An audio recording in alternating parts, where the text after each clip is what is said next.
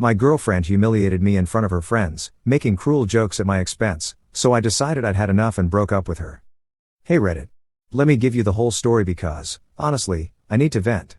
This happened over the course of a couple of weeks, but it all came to a head during one unforgettable evening. I had been dating Samantha for about 8 months. Things were great at first.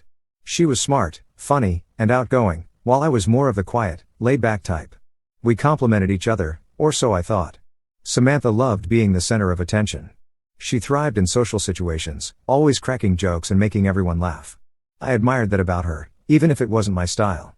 But over time, I started noticing that her humor often came at someone else's expense, usually mine. At first, it was harmless teasing. If we were out with friends, she might make a joke about how I always forgot to take the trash out or how I couldn't cook to save my life. I laughed along because it didn't feel mean-spirited. But as time went on, the jokes got sharper, and I began to feel like I was the punchline to everything. She'd roll her eyes and say something like, "Oh, that's just how he is," whenever I made a mistake or didn't understand something. She'd laugh and nudge me, expecting me to laugh too, but it started to sting. The breaking point came at a dinner party she hosted at her apartment. Samantha had invited her closest friends, most of whom I'd met before. I was a little nervous because her friends were all extroverted, witty, and confident, just like her. I always felt like the odd one out, but I wanted to make a good impression, so I helped her set everything up and tried to be on my best behavior. The evening started off fine. Everyone was laughing, drinking, and sharing stories. I was mostly quiet, as usual, but I chimed in here and there.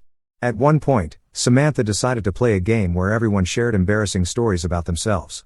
I wasn't thrilled about it, but I figured I'd just tell a mild story and move on. But when it was my turn, Samantha jumped in before I could even open my mouth. "Oh, I've got a good one about him," she said with a wicked grin. "Remember that time you tried to assemble that IKEA shelf and ended up nailing it to the wall upside down?" The whole room erupted in laughter. I forced a smile, but inside, I was cringing. That story wasn't just embarrassing, it was also one of the few times I'd actually tried to do something handy around the apartment. I had been proud of myself until Samantha pointed out my mistake and made fun of me for it. Now, she was bringing it up again, and it felt like she was mocking me in front of her friends. But she didn't stop there. Throughout the evening, she kept throwing out little jabs. When I accidentally spilled some wine on the tablecloth, she joked about how I was clumsy and couldn't handle my liquor. When I mispronounced a word during a conversation, she corrected me loudly and dramatically, as if I were a child. Every time, her friends laughed, and every time, I felt smaller and smaller. By the end of the night, I was barely saying anything. I just sat there, nodding along and pretending to enjoy myself while Samantha basked in the attention. When the last guest finally left, I started helping her clean up, hoping we could talk about how I was feeling. But before I could say anything, she sighed and said, "You were so quiet tonight. Why can't you just loosen up and have fun like everyone else?" I snapped. "Fun? You think it's fun to humiliate me in front of your friends?" I asked, my voice shaking with anger. "All night, you've been making jokes at my expense, and I'm supposed to just laugh along?" She looked genuinely surprised, as if she had no idea what I was talking about. "Oh, come on," she said. "They're just jokes. Don't be so sensitive." Sensitive? That word felt like a slap in the face. I had put up with months of her teasing, trying to be a good sport, and now she was acting like I was the problem. "I can't do this anymore," I said, my voice breaking. "I've tried to be patient, but I feel like you don't respect me. Every time we're around your friends, you make me feel like a joke." Samantha rolled her eyes and crossed her arms. "You're overreacting. If you can't take a joke, maybe you're not as mature as I thought." That was the final straw. Without saying another word, I grabbed my coat and walked out. I didn't even care that I left behind some of my things. I just needed to get away. Over the next few days, Samantha texted me a few times, but her messages were cold and dismissive. She didn't apologize or try to understand my feelings. Instead, she doubled down, accusing me of being dramatic and making a big deal out of nothing. That only confirmed that I'd made the right decision. It's been a couple of weeks now, and I've had time to reflect. Breaking up with Samantha was one of the hardest decisions I've ever made, but it was also the right one. I realized that being in a relationship isn't just about having fun or sharing good times. It's about mutual respect and support. And if someone consistently makes you feel small or unworthy, they don't truly respect you. Looking back, I can see the red flags that I ignored. I told myself that her teasing was just part of her personality, that she didn't mean any harm. But the truth is, even if she didn't intend to hurt me, her actions still had an impact. And when I tried to express my feelings, she dismissed them instead of listening. That's not the kind of relationship I want or deserve. Since the breakup, I've started focusing on myself. I've reconnected with friends I hadn't seen in a while, picked up some new hobbies, and even started therapy to work on my self-esteem. It's been a journey, but I'm slowly learning to value myself more and set healthier boundaries. As for Samantha, I don't know what she's up to, and honestly, I don't care. I hope she learns to be more mindful of how her words affect others, but that's not my responsibility anymore. All I can do is move forward and hope for a brighter future. If there's one thing I've learned from this experience, it's that you should never settle for someone who makes you feel less than you are. Life is too short to be with someone who doesn't appreciate you for who you are, flaws and all. So if you're in a relationship where you feel disrespected or belittled, don't be afraid to walk away. You deserve better. Trust me, it's worth it. Update. It's been about a week since I walked out of Samantha's apartment, and I thought I'd be feeling relief by now. Instead, I'm somewhere between angry and heartbroken. Breaking up with her wasn't easy, but staying would have been worse. That much I know. What I didn't expect was how much her absence would hit me. After I left, Samantha didn't call. She sent me a couple of texts, but they were cold and dismissive. One of them read, "So I guess you're done being a baby?" And another, "Let me know when you're ready to talk like an adult." Not exactly the words of someone trying to reconcile or take accountability. I ignored her texts and threw myself into work and hobbies, hoping the distraction would help. It didn't. Every time I put my phone down, my mind wandered back to that night at the dinner party. I kept replaying the things she said, the laughter of her friends, and the way she dismissed my feelings as if they were completely invalid. Was I really being too sensitive? Was it possible that I overreacted? To get some perspective, I called my best friend, Tom, and told him everything. He's known me for years and tends to be brutally honest, so I knew he wouldn't sugarcoat it. After listening to me vent, he said, "Dude, you're not overreacting. She treated you like a joke in front of her friends. That's not okay, and it's not what a partner should do."